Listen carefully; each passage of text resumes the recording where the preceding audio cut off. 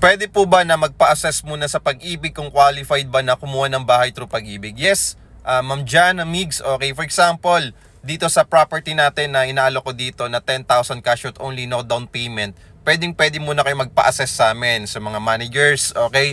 And then ifo-forward ko po yan sa Pag-ibig team, and then pwede po natin malaman kung pasok po tayo dito sa promo namin na 10,000 cash out only. Okay? Kung hindi ka naman pasok sa Pag-ibig, pwede ka rin naman magpa-assess, magpa-pre-approval through bank financing, 25,000 cash out only. No spot down payment, 2-bedroom unit, lifetime ownership, 30 days pwede mo nang malipatan yung property mo. Okay? So pwede po tayo magpa-assess po kay Pag-ibig o kaya kay bangko. Kasi po mas maganda po na ma-make sure natin kung mataas ba yung chance natin ng approval natin kay Pag-ibig o kay bangko. Kasi doon sa pre-approval pa lang, sa pre-approval stage pa lang, malalaman natin kung anong kailangan na requirements pa, okay, ano pa yung hihingin sa atin, okay? And then pag okay na yung pre-approval, that's the time na pwede na po tayo mag-reserve ng property. It's either bahay or condominium, depende po yan sa inyo kung ano po yung pag-i-investan nyo ng pera po ninyo.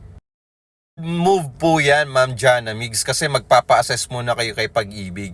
Much better talaga na malaman muna natin, okay, kung saan ba tayo qualified. Kasi baka mamaya, yung bibili mong property, hindi mo pala kaya at hindi ka pasok, di ba? So, may mga additional requirements kang kailangan i-provide. Kung bitin yung income mo, kailangan mo ng co-borrower or So, kung nakatulong po sa inyo itong sagot na to, ma'am, just follow me and message me at huwag niyo pong kalimutan mag-heart. Thank you! Kung gusto nyo pa maging updated sa mga content natin dito sa ating account, just follow me dito sa aking TikTok account. At wag mo na rin akong kalimutan na i-follow sa aking official Facebook account. Just follow me and message me dito sa aking TikTok account kung meron kang katanungan. Pwede mo rin akong i-message sa aking official Facebook account kung meron kang tanong. Maraming salamat po and God bless.